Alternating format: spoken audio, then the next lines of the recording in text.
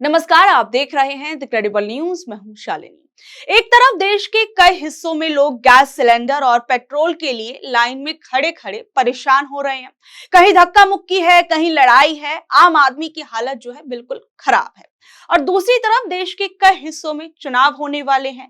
और हमारे देश में तो मानिए कि ये कोई प्रथा बन चुकी है कि चुनाव आते ही देश के माहौल को किसी भी तरीके से खराब किया जाए, या जिस राज्य के अंदर चुनाव होने वाले हैं वहां के धार्मिक माहौल को बदल दिया जाए और नफरत फैलाई जाए। होली और ईद पर हमने देखा कि कैसे कुछ जगहों पर जानबूझकर माहौल को बिगाड़ने की कोशिश की गई। और अब रामनवमी से पहले बंगाल के अंदर से जो खबर सामने आई है वो सिर्फ शर्मनाक ही नहीं है, खतरनाक है। और सबसे बड़ी बात आप ये देखिए कि बंगाल में चुनाव का मतलब सिर्फ वोट या चुनावी प्रचार प्रसार या भाषणबाजी नहीं रह गया, बल्कि डर, हिंसा और खून खराबे का खेल बन चुका है। पंचायत से लेकर विधानसभा और लोकसभा तक हर चुनाव में मारपीट, गोलीबारी, बूथ लूट, ये सब कुछ नॉर्मलाइज कर दिया गया है।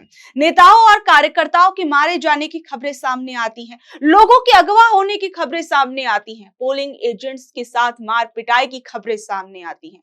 और आम आदमी वो तो मानिए डर की साए में रहता है।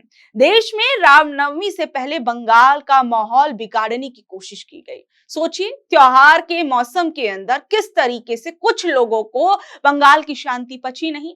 और सबसे बड़ी बात आप ये देखिए कि बंगाल के अंदर बीजेपी के ही कुछ लोगों पर यह आरोप लगा कि उन्होंने बजरंग बली की 2 मूर्तियां तोड़ी और साथ ही साथ में बसंती माता की प्रतिमा पर कालिक पोत दी। और ये सब कुछ बंगाल के कोटशिला इलाके के अंदर हुआ।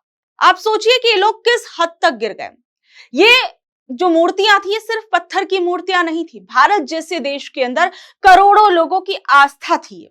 और सबसे बड़ी बात आप ये देखिए कि किस तरीके से लोगों की आस्था पर प्रहार करने की कोशिश की गई, किस तरीके से लोगों के सेंटिमेंट्स के साथ खिलवाड़ करने की कोशिश की गई, सिर्फ और सिर्फ चुनावी फायदे के लिए। पुलिस ने इस मामले के अंदर 4 लोगों को गिरफ्तार किया। और सबसे बड़ी बात इसके अंदर ये रही कि इन लोगों पर यह आरोप है कि ये बीजेपी से जुड़े हुए हैं। गारू महतो जो कि मुख्य आरोपी है, और अविनाश महतो ये भी बीजेपी समर्थक बताया गया। कीर्ति महतो बीजेपी के शक्ति प्रमुख बताए जा रहे हैं। कृपानाथ महतो इसे भाजपा का पूर्व बूथ अध्यक्ष बताया गया। सोचिए, ये कोई मामूली गुंडे नहीं थे जो आए और एक मूर्ति को तोड़ दिया, बल्कि बीजेपी से जुड़े हुए लोग थे। इसमें कोई शक्ति प्रमुख तो कोई पूर्व बूथ अध्यक्ष था। सोचिए, ये लोग कितनी चालाकी दिखाने की कोशिश कर रहे थे। चुनाव सिर पर है तो उन्हें लगा कि मूर्तियां तोड़ दी जाए, त्योहार से पहले माहौल को गरमा दिया जाए, 2 धर्मों को आपस में भिड़ा दिया जाए और वोटों की फसल काट ली जाए। टीएमसी वाले कह रहे हैं कि ये बीजेपी की सोची समझी साजिश है, और वहीं बीजेपी वाले कह रहे हैं कि ये हमें फंसाने की कोशिश हो रही है। अब देखिए, सच क्या है झूठ क्या है वो तो तहकीकात के बाद सामने आएगा, लेकिन जिस तरीके से शुरुआती जांच के अंदर कुछ बीजेपी लोगों के नाम इस पूरी की पूरी घटना में सामने आ रहे हैं वो बेहद शर्मनाक है कि किस तरीके से लोगों की आस्था के साथ खिलवाड़ करने की पूरी कोशिश की गई और लोगों की आस्था का फायदा उठाकर चुनावी रोटियां सेकने की कोशिश की गई। सोचिए, भारत के अंदर इन नेताओं की कुर्सी की भूख इतनी ज्यादा बढ़ गई है कि इन्हें अब भगवान के अपमान से भी गुरेज नहीं है।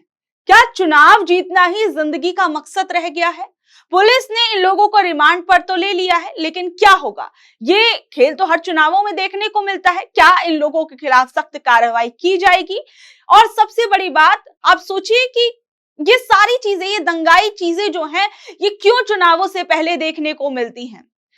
दोस्तों, पुरुलिया में जो कुछ हुआ उसे सिर्फ एक जिले की घटना मानकर भूल जाने की गलती मत कीजिएगा।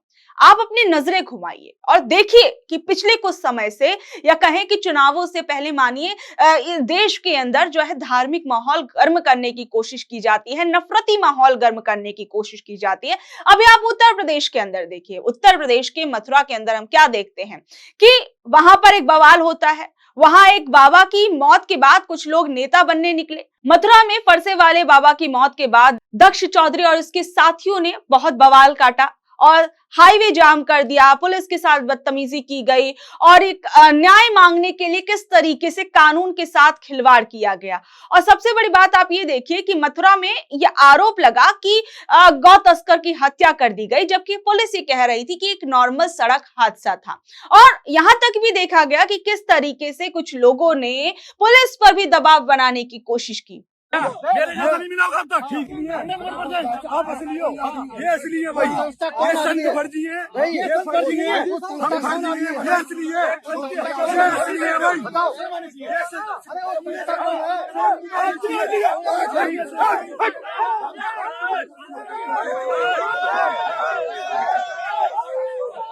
मेरे जैसा नहीं मिला होगा, अभी मेरे जैसा नहीं मिला होगा।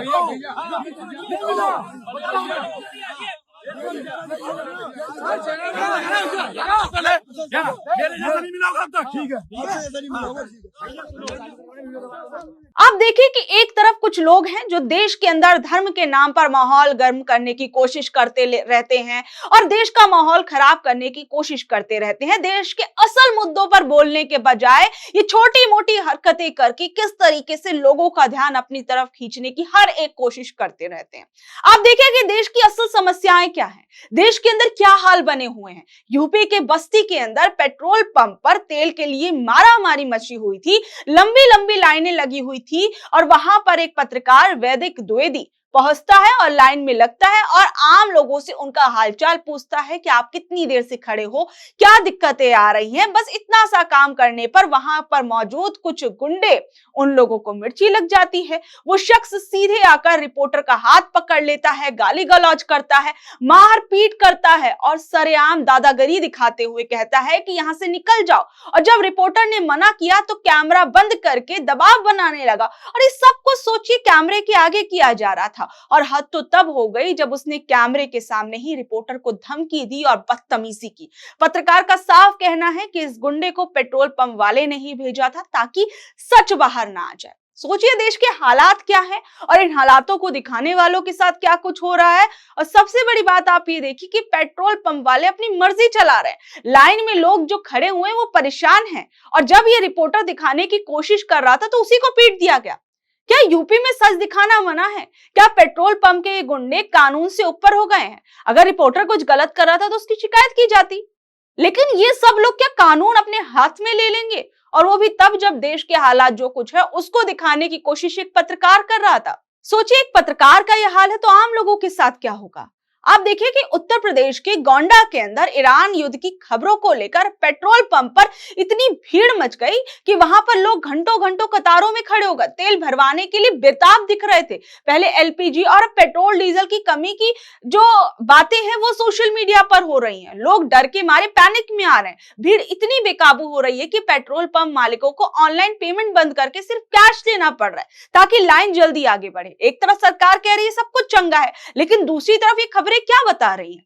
क्या देश में इमरजेंसी जैसे हालात बन गए हैं? दिल्ली हो, मुंबई हो या कोलकाता हो, देश के हर कोने से एक ही तस्वीर आ रही है, खाली सिलेंडर लेकर सड़कों पर खड़े लोग। लेकिन मजाल है कि सरकार अपनी गलती मान ले।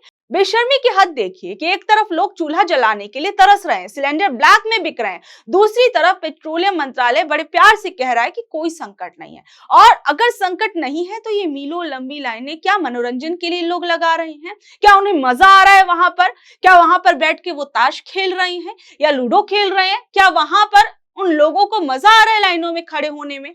बुधवार 25 मार्च का दिन देश के इतिहास में याद रखा जाएगा। सरकार को एक ही दिन में कई बार सफाई देनी पड़ी, धमकियां देनी पड़ी, आनन फानन में नए आदेश जारी करने पड़े। सूरत और अहमदाबाद जैसे शहरों में तो जो बीजेपी के गढ़ माने जाते हैं वहां पेट्रोल पंप पर जंग जैसे हालात बन गए। लोग पागलों की तरह पेट्रोल डीजल भरवाने के लिए निकल गए क्योंकि उन्हें डर था कि कल तेल नहीं मिलेगा तो।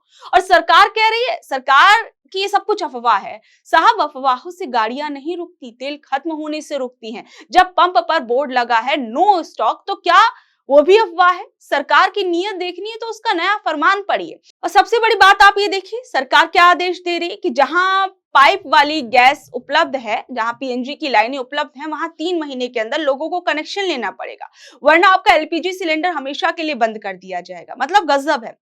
कि आप जनता को विकल्प नहीं दे रहे हैं, बल्कि उनके गले पर तलवार रखकर बोल रहे हैं कि आपको ये करना ही पड़ेगा, नहीं तो 3 महीने के अंदर सब कुछ आप समझिए कि आपकी एलपीजी बंद हो जाएगी। सोचिए, एक तरफ पहले ही लोग महंगाई की मार झेल रहे हैं, दूसरी तरफ एजेंसियों के अंदर गुंडागर्दी की खबरें सामने आ रही है, आम आदमी पहले ही बुकिंग के लिए इतना ज्यादा परेशान है और उस पर अब किस तरीके के आदेश जो है वो दिए जा रहे हैं। अब सोचिए कि देश के असल हालात क्या हैं और किन हालातों की तरफ जनता का दिल और दिमाग मोड़ने की कोशिश की जा रही है। शुरुआत में मैंने आपको खबर बताई कि किस तरीके से रामनवमी से पहले बंगाल में माहौल बिगाड़ने की कोशिश की गई और किस तरीके से हम ऐसी ऐसी खबरें जो हैं वो चुनावों से पहले लगातार देखते हैं कि कहीं ना कहीं नफरत वाला पैटर्न जो है वो इस्तेमाल किया जाता है ताकि पूरी तरीके से जो है वो चुनावी फायदा मिल सके। तो सबसे बड़ी बात आप ये देखिए कि आम इंसान को ये समझना बेहद जरूरी है कि असल मुद्दे कौन से हैं और कौन से गैर जरूरी मुद्दे हैं, किन मुद्दों पर हमें बात करनी चाहिए, सरकार से सवाल पूछना चाहिए, ना कि हमें इन नफरती चीजों के अंदर पड़ के जो है वो देश का माहौल खराब करना चाहिए या ऐसी चीजों को बिल्कुल तूल देना बंद कर देना चाहिए, क्योंकि इसमें घाटा सिर्फ और सिर्फ आम आदमी का है, उस आदमी का जो 2 वक्त की रोटी कमाने के लिए सुबह निकलता है और रात में लौटता है। और उसके बाद अगर देश के ऐसे हालात रहेंगे तो सोचिए किस और देश जाएगा। बहरहाल आप लोग अब इस खबर पर क्या कुछ कहेंगे, नीचे दे कमेंट बॉक्स में अपनी राय जरूर बताइएगा और ऐसी ही अपडेट से जुड़े रहने के लिए देखते रहिए द क्रेडिबल न्यूज। मैं हूं शालिनी, धन्यवाद।